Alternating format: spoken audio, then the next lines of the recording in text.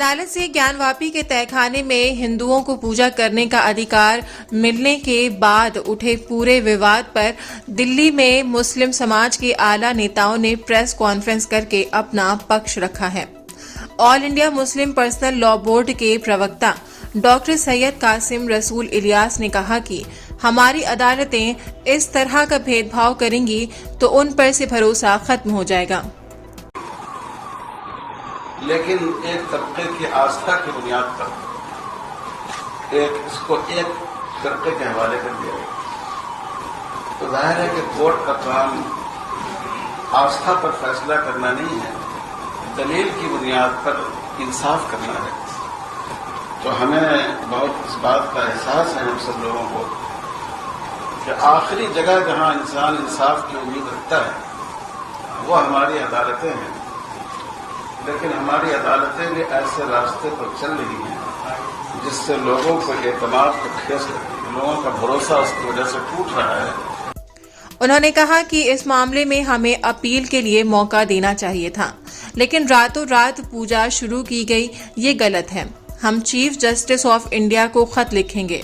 हमने राष्ट्रपति से मिलने का वक्त मांगा है और जरूरत पड़ी तो दूसरे लोगों से भी मिलेंगे। All India Muslim personal law board के प्रवक्ता डॉक्टर सैयद कासिम रसूल इलियास ने कहा कि अदालतों के ऐसे फैसले नहीं होते हैं जैसे हो रहे हैं। हम लोग गए थे अदालत में और बदकिस्मती से वहां भी वो दरख्वास्त रद्द हो गई है हाई कोर्ट में भी, लेकिन इंशाअल्लाह हम इसके लिए सुप्रीम कोर्ट भी जाएंगे और हमने तय किया है कि हम जो सदर जमहूरिया जो मुल्क की आईनी सरबराह हैं हम उनसे भी हमारा वक्त मुलाकात करेगा। मैं उम्मीद करता हूं कि आप हजरात सही तौर पर इस मामले को पेश करेंगे। उन्होंने हमें कोई मौका ही नहीं दिया।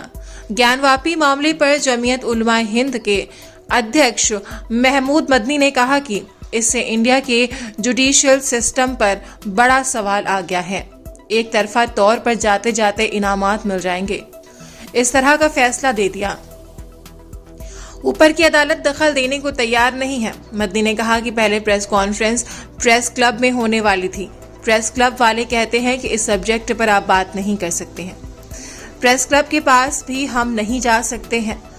बात इस कदर नहीं हो जानी चाहिए कि खराबी की तरफ बढ़ जाए। मदनी ने कहा कि ये कहना गलत नहीं होगा कि दुश्मनों जैसा सलूक किया जा रहा है। हम मुंह दिखाने के काबिल नहीं हैं। उसमें कुछ आप लोगों का भी हाथ है। ये जंगल राज है, ऐसा नहीं होना चाहिए।